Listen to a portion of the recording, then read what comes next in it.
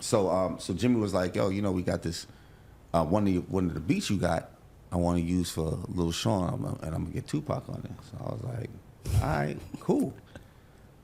So we go up, we doing the song, we waiting for Pac, and I go downstairs, and when I get off the elevator, I see like not a whole handprint, but I see blood on the wall, right?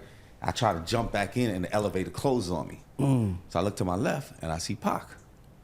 So I see him, and I'm kind of like still not feeling him.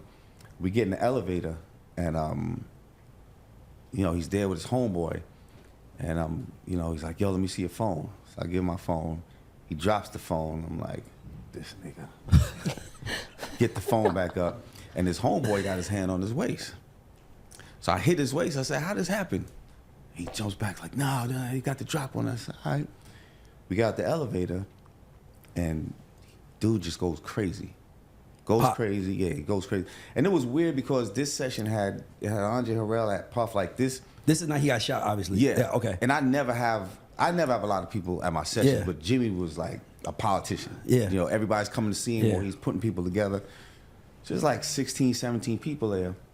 When he comes out the elevator, everybody kind of gives that look like what now? You know what I'm saying? Like, this dude is always in trouble, right? And it was after the Atlanta shooting, after the all of that, and the dude just goes crazy on Jimmy, like at everybody. He just zeroes Jimmy out. You knew where I was gonna be, yeah.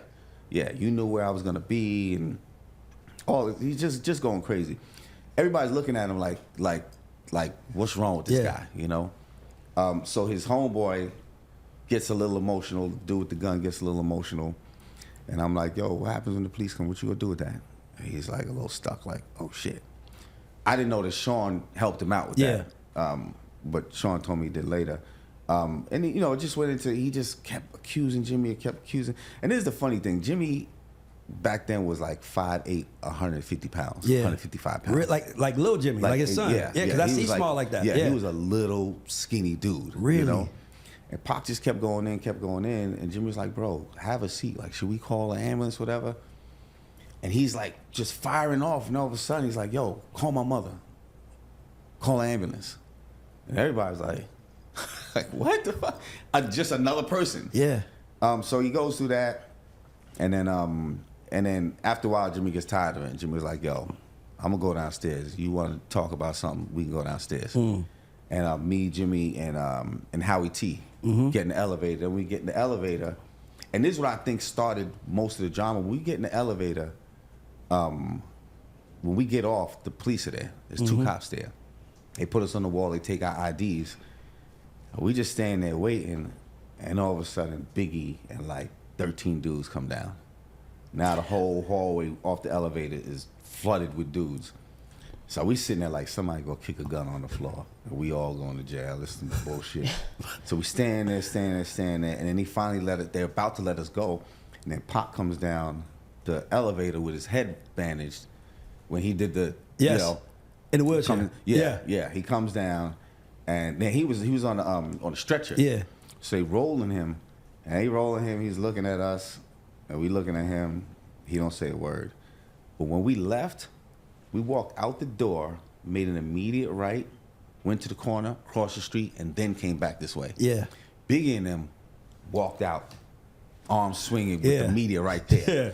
And I think that's really what fueled it. I think that was just a really bad move on Biggie's part. Yeah. You know? Because, you know, I obviously, my family's from the East Coast. I'm from the East Coast. I was born there. A lot of OG East Coast niggas don't really fuck with Pac. Because they say that he let the East Coast, West Coast war start, and he knew what it really was. Yeah. Yeah. So it was this, like, it's always that anger, like he know what it was, you know what it was, and he kept it going. Because I'm not gonna lie, as I'm saying, so I know you're younger than me, but he's telling the story. All I'm thinking about is my childhood, listening to Against All Odds, you know, like trying to dissect it, like when you say like Jimmy, like I'm a kid, I don't know. These like mythical figures, like Superman to me, like, because you hear Pac saying Jimmy Hinchin should have, like, and then Haitian Jack, and I'm like, and then I said, really a person named Haitian Jack, like, you know what I mean? It just didn't feel real, because when you were a kid, it just felt like the biggest world in the world. But as you tell the story, I'm like, that's crazy, man, because you was connected to Henchman, and that was like his arch enemy in his head, and it was the whole thing, and it was like, yeah. Like, do you know the actual story? Like, what? No, go ahead. I'm sorry. I mean, like, from his perspective, like, what were they talking about? Like, what were y'all talking about back then before it got to other people? We were just honestly just looking at how crazy the situation was. Yeah. Like, I was wondering on if I should go to the hospital to check on him, but I just didn't know who was gonna show up. You know, if I came, there was a minute before I got in the elevator where Pac kind of looked at me and looked at Jimmy and kind of like was piecing things together. Like, oh wait, I think ain't he West Indian too? And just the whole, you know. Yeah. But at the end of the day, it was like he had, like most people in music, he had like this gangster infatuation kind of thing. Mm-hmm. You know, you meet Jack and Ricky. These dudes is clean, flashy, and dangerous. Mm. So that's an anomaly combination, you know. And then all of a sudden, though, just because of who Pac is, he'll flip, you know. And the problem, the overarching problem is how rappers can control the narrative because they got a machine behind them, right? Here's a guy that got robbed, did not get shot 5 times, but that's the narrative, right? Mm. On top of that, he's angry. Mm. And he's hot. Exactly. No, like yeah. He's on fire. Exactly. So and everybody he's was on fire. Yes. Yeah. Because he survived, and then now it looks like niggas shot me 6 times, took me smile. Pac was a smart nigga. You gotta give him that. Yeah. Like, yeah. he made it was like he knew what he was doing. Yeah, and then he signs the Suge because he feels like he needs muscle.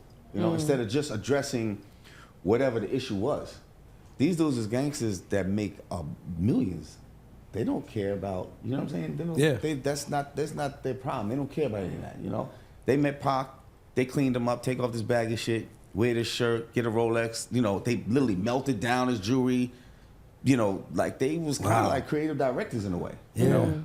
And then he, you know, I think a big part of it, and I'll probably catch a lot of slack, but I think a big part of it was embarrassment. Embarrassment and needing an outlet. And the easy outlet was Puff and Big and them. You know, so it's easy to associate them. You know, it's. So you really don't think Puff had nothing to do with that? No. Okay. That one? No. Yeah. I don't think so. I know he did. Yeah. You know, New York is a small world. You know, if you are a nerd and you do this, that's your community. You're a gangster, you do this, that's your community. And growing up, everybody kind of knows everybody. You know, he was an outsider, and I think he just put all these things together in his head, and then needed to attack something. Or needed to belong. Yeah. Yeah, it almost felt like he needed to belong because he's from Baltimore, but he claimed the West Coast. Yeah. And it was like a need, you know what I'm saying? So even when even as you're telling, I'm listening, I'm like, oh, he see a dude looking like him about to have a fight.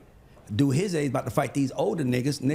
I belong with you now. Yeah. This is what we are. So it's almost like a need to belong. Yeah. And he was conflicted because he had 3 lives. He was born in New York, raised in Baltimore, and then finished being raised in the West Coast. And then he was a West Coast rapper. Yeah, when he died. So there was nobody he was really attached to as far as community. Yeah. You know what I'm saying? So he probably just felt like an outsider all around. So when he found Suge, it was like, oh, finally I got a home and I got a community. Yeah. You know? You know what's interesting about you?